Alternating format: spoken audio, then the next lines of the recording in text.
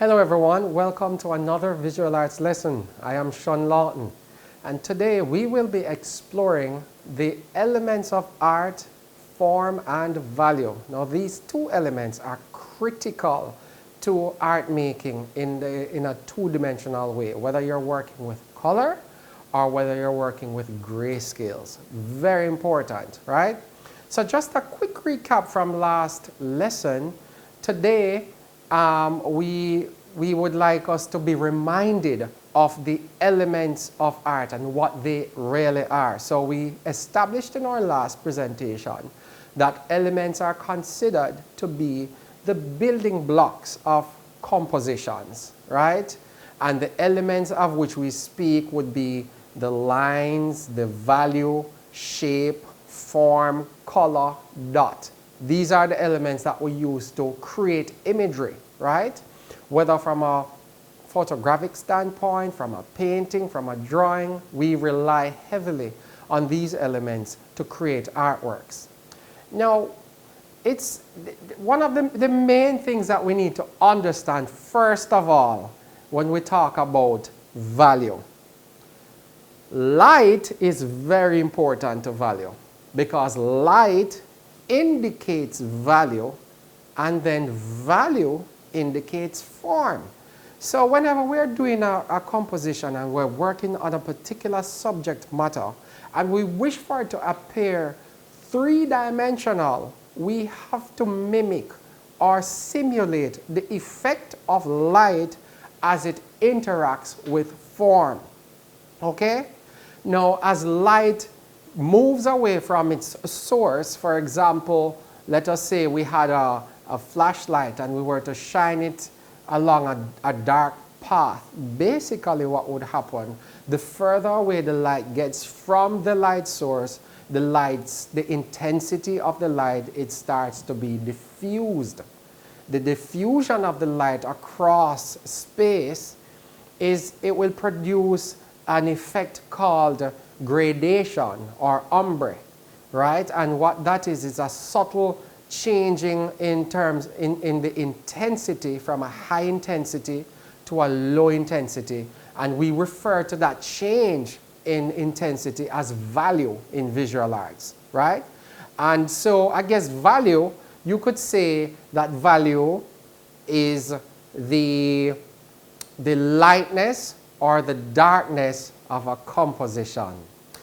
Okay, so now we will look at the properties of light. Very important for us to understand. So, whereas we understand what happens when light shines across a particular space, right? We established already that it will be diffused. Well, the properties of light helps us to understand the behavior of light as it is diffused across space. For example, light, it must have a particular direction. It must be it has to be radiating from a particular position. And so one of the properties would be direction. Also, the quality of the light, the intensity of the light will also affect how a particular object is perceived. The hardness or softness of the light. Now that has to do with whether the light source is a direct light. For example, if I hit an object with a direct light source, the shadows that are produced from that direct light source is going to be sharper versus an object that is hit by a light source that is somewhat diffused or that has a shade on it. The shadows is going to appear to be fuzzy around the edge. Now the temperature of the light also, this is key. If we wish to create composition that really communicates mood and feelings, temperature is very important. And just to give us an idea, have you ever looked on the outside during the day at probably 12 noon? The vibrance of the sunlight at that particular point in time, it allows all the colors outside to be at their most vibrant.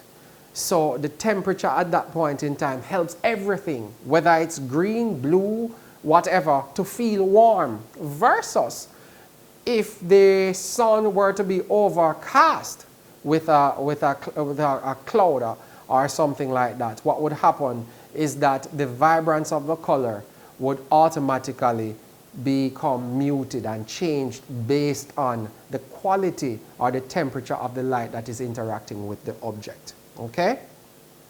So, what exactly is value? How would we describe value in the visual art, in a visual arts context? Value could be described as the lightness or darkness of colors and tones, right? So we understand the color part. Most of us understand the color part, but where values are concerned, it is said that the darkest value would be black, the lightest value would be white, and in between black and white, we refer to those as middle gray. Just please remember that, middle gray or middle tones, right? So anything that we do in grayscale, that is a black and white photograph, a pencil drawing, we would refer to that, the value present in those compositions as tonal value. While when we look at value that has to do with color, we normally refer to it as straight value or chroma. Okay? So this is the aspect of color that can be manipulated using black or white. So, what exactly is color? This question would have stumped many of my students in the past.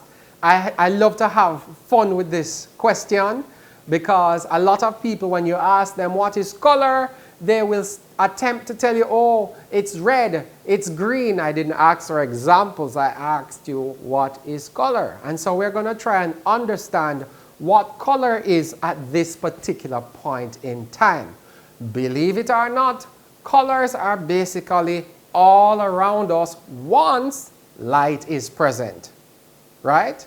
So as when we get up in the morning and the sun comes out in all its glory, it emits what is known as white light. Now within that white light, all the colors of the spectrum of the rainbow, they're all present. The thing is, you can't see them without these colors interacting, or this white light rather, interacting with various surfaces. So what exactly is this color? Color, in essence, could be described as white light broken down into a single element, or white light that is broken down into individual colors. So you could say that color is white light in a sense. Right? It's a single element found within white light, right? How do we see these colors and how can we conclude that this is in fact so? Now, as white light, as indicated in this diagram, passes through a prism. So the glass prism is basically a conical object. It's made from glass, and as the light passes through the prism helps to separate each color so we can see them individually. Now I have today a CD, and as we look on the surface of it, what you will see is you will see various colors emanating from the center in a radial pattern, right? And that's only because the surface is round. So when the white light hits this object, what happens basically is that it reflects all the colors. So this object has the ability to reflect all the colors present in the white light that is shining on its surface. And that's how we're able to see it. And not only does it have the ability to reflect it, but it has the ability to break that white light down into individual colors so we're able to see them for what it is. Okay? So that's basically what color is. Color is white light broken down into a single element. Now, what happens so why is it that when we look at certain objects, we are able to see them for the color that they really are? Why is it the grass always appears to be green? Why is it that, you know, black is always black and red is always red, so on and so forth? Well, what actually happens, the science behind it, is that when white light, and we have a diagram here that shows you exactly what happens. Now, when white light shines onto, let us say, a black surface, right? That black has the ability to absorb all of that white light. It doesn't reflect anything. It just absorbs the white light, okay? And in many instances, it produces the sensation of heat. That is why if you wear black, especially if you're not in like colder countries and whatnot, and you wear black, especially in the tropics, once you go out in the sunlight, the black will start to absorb all of that white light and produce the sensation of heat, right? Now, white, on the other hand, does the complete opposite. White will always reflect all of the white light present within, all of the colors rather, present within white light, all right? So black will absorb everything, while white will reflect rather, everything. Good? So just to help us to understand it a little bit better, here's a diagram that features the sun, radiating all of that white light, and the white light hits the apple. And when the white light hits the apple, guess what happens? It actually absorbs every color present in that white light and reflects only one color. It reflects red. Because the characteristic of this object, it only has the ability to reflect red.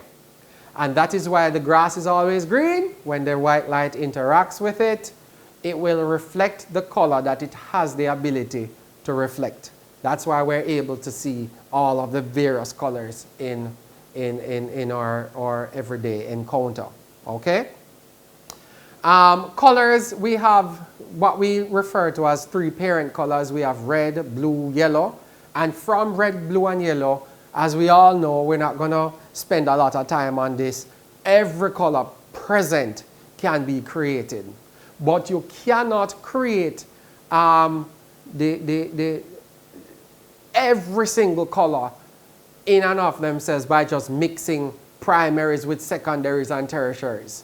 You have to introduce black or white. So we see in this diagram a color wheel that has in it various, what we call various values of the various colors. So for example, if you're looking at the yellow at the top, what you will realize is that the yellow right in the middle, so it's 1, 2, 3, 4, 5 values, right in the middle is that pure hue, right? And hue is another name for color, the pure color. But as it gets closer to the center, a little white is added, so the appearance, the vibrance of the color, it starts to be diminished, right? And this is how we now start to mimic the effect of light on the color. Now, towards the back, you'll realize that the values that gets closer to the edge of the circle, that they get a little bit darker. And so what happens is that these colors would have added a little black to it, so it causes the value to appear a little bit darker, right? And these values, as would have been indicated, is basically what we use to represent form, right? And just a quick thing for those of you who would not have known, value has to do with light and dark again, just to recap this segment. And hue has to do with, that pure color, the blue, the red, the yellow, the green, etc. And then chroma has to do with the intensity of the color, right? Whether it's really rich and vibrant or whether it's pale, okay? Now, I would have indicated this a while ago when I was referring to the color wheel that had various values, but this is basically how we would now use it to create an artwork, okay? So on this image, what you will we will all agree that this is it's a red apple.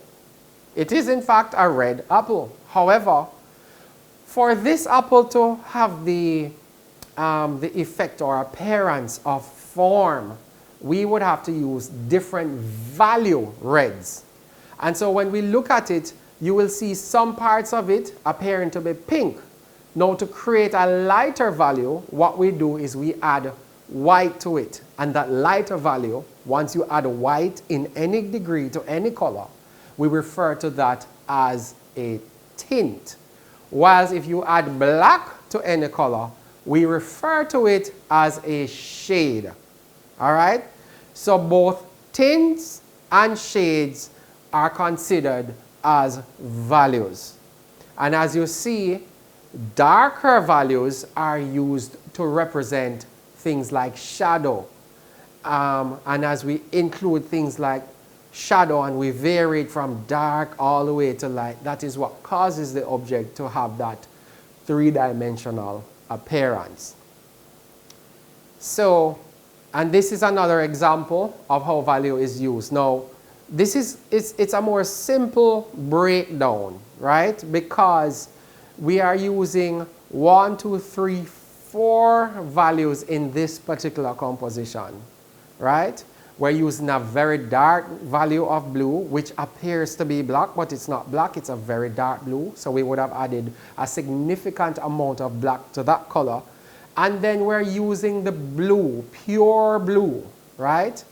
And then we start to use lighter blues. But how these colors are arranged, right? It mimics how light would affect the appearance of form, which is why we can see the highlight in the eyes, which is why the nose bridge appears to be protruded, which is why to the right of the composition, it appears as though we are staring deep down in the depth, or we see depth there, right?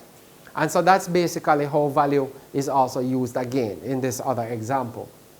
Now, before we move on to the various effects that would have been produced as light interacts with an object, I would like us to just engage in a little experiment to see what really happens as light interacts with an object, right? So today I have with me a flashlight, and this is a LED, so the light from this is really, really intense, right? And I have with me a ball, and we have two different surfaces. I have a black surface, and I have a white surface, okay? So what we're going to do is I'm going to shine the light onto the ball, and we're going to look and see what happens when we shine the light onto the ball, okay? So as we said before, light must have direction. So we're going to go above the ball and shine it onto the ball. Now I can't see under there, but I have a pretty good idea of what it is that you're seeing. Now because the light is being shone on the ball at an angle, the angle of the light determines the length of the shadow. That is the first observation. The closer I get to the object, the sharper the edge of the shadow will appear. The further away I get from it, the edge of the shadow will not be as sharp as immediately under the surface of the ball. In fact, right under the surface of the ball, where the ball hits the surface area, or the base of the ball rather, it produces the darkest spot.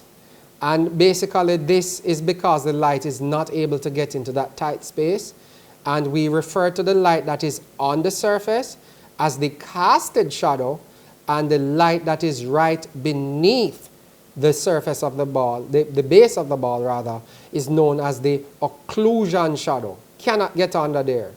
While the shadow that is on the form of the ball, we refer to that as the form shadow.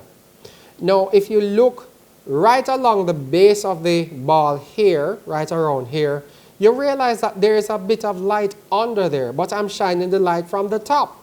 What accounts for that?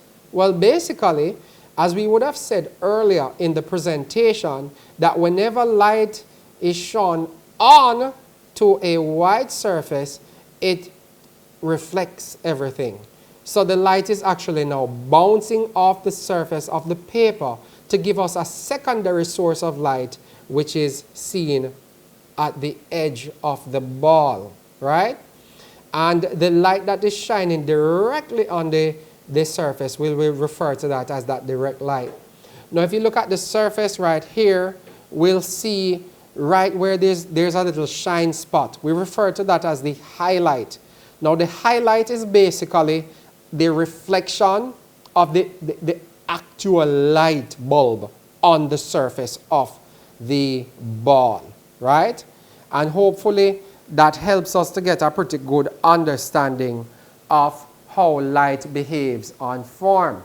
So as is seen in this diagram or in the demonstration, you would have seen that there were sections of the ball that would have been totally, we would see where the light totally made a transition from being bright to a darker value, right? So it's still a burgundy or red ball, but because the light interacted with it, the values of the red would appear to be lighter at the top versus the values that would appear to be shadowed, right? Now the line between the light half of the object and the dark half of the object, we refer to that point as the terminator, right? And basically what we like to do at this point in time is to do a little demonstration. So we are now going to apply all that we would have observed. Okay? So join me for that.